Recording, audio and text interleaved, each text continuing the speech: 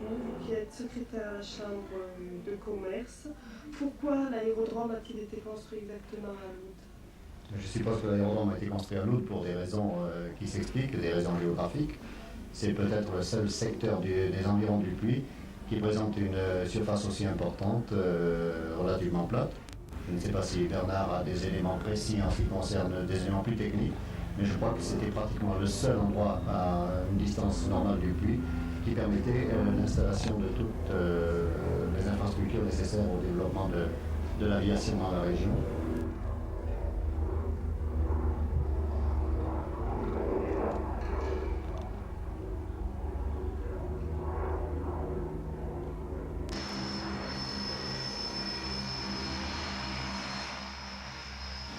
Combien a coûté la construction de l'aérodrome?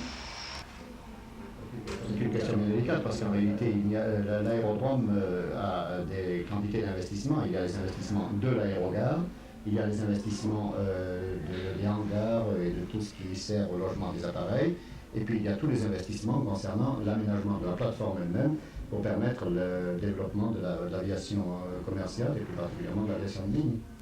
Alors, en ce qui concerne l'aérogare elle-même, c'est un investissement qui remonte maintenant à combien d'années? 5, 6, 7 ans? 6, 7 ans à peu près, et qui à l'époque avait coûté aux environs de 1 300 000 francs.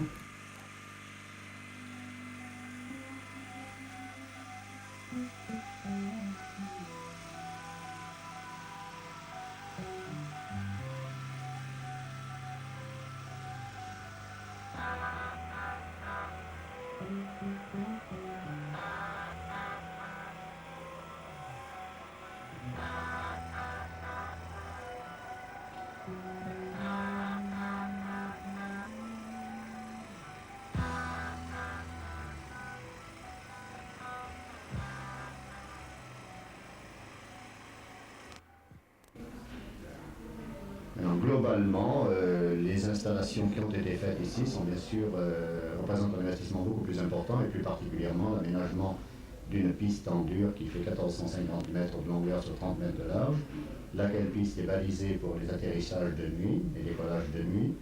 Il y a également des installations qui ne sont pas directement sur l'aérodrome, mais qui concourent également à l'amélioration de la navigation aérienne. Ce sont des phares de danger qui sont sur les collines avoisinantes. Ce sont une radiobalise qui est installée dans la région de Cessac, etc. Il y a quantité d'investissements qui ne sont pas visibles sur l'aérodrome.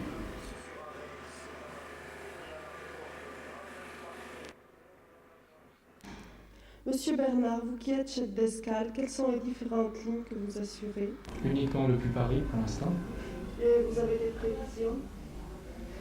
Là, il faut voir avec les collectivités, disons, c'est surtout l'immédiat, apparemment pas. C'est surtout la demande en fait qui justifie les lignes. Il y a une forte demande sur Paris pour l'instant, donc. Mais par contre, comme disait tout à l'heure M. Vigouroux, grâce à la ligne sur Paris, cela permet de nombreuses correspondances. On a par exemple des passagers qui font l'aller-retour dans la journée pour Nantes, pour Strasbourg, pour Brest, pour Lille. Donc en fait, ça permet une ouverture beaucoup plus grande sur tout l'Hexagone. Et donc elle permet le développement des entreprises qui existent, elle permet l'installation de nouvelles entreprises, elle permet des relations beaucoup plus rapides avec Paris et l'étranger, parce que la ligne, bien sûr, s'arrête à Paris, mais elle a quand même de nombreuses correspondances tant à l'intérieur du territoire qu'à l'extérieur. Est-ce que cette ligne est rentable, la ligne Paris-Le Puy? La ligne Paris-Le Puy en elle-même n'est pas rentable directement, c'est-à-dire que le prix des billets ne couvre pas exactement les dépenses engagées pour la ligne. Le prix des billets couvre environ 60% des dépenses engagées sur la ligne, mais elle est rentable très certainement indirectement, sinon les collectivités locales ne la supporteraient pas. Elle est rentable indirectement par le fait que cette ligne met le Puy à 1h15 de Paris et facilite le développement des industries qui s'installent actuellement sur le Puy. Le dernier exemple en date est l'installation de la société américaine MSD, qui ne serait jamais venue au Puy s'il n'est pas une ligne aérienne. Y a-t-il beaucoup de personnes qui prennent l'avion? Bien, cette année, l'année 83, on devrait faire 9000 passagers. L'an dernier, on en avait fait 8300.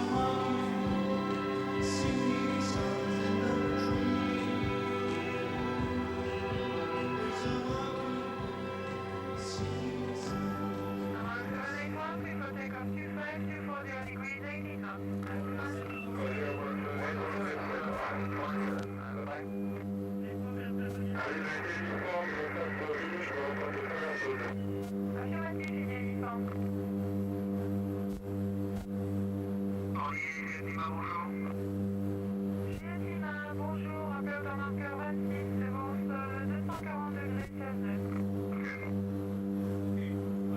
Bonjour, 31 sur X-Ray, bonsoir. Je vous rappelle.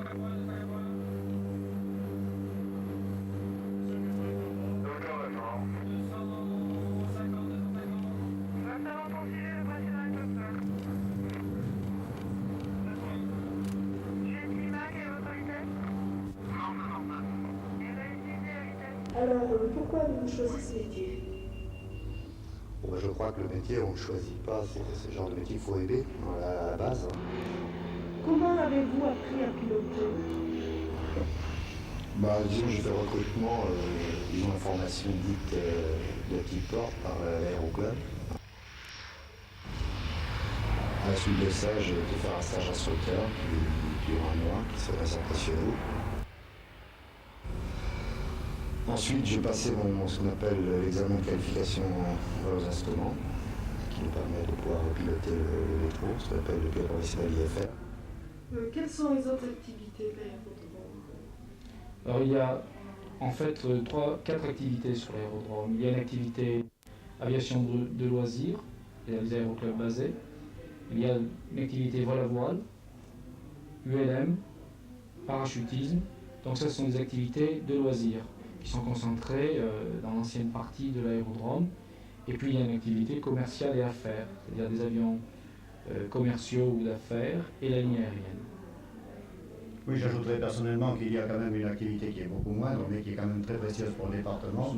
La possibilité d'évacuation sanitaire par avion. Nous avons 2 exemples cette année, c'est au mois d'août, donc c'est très récent.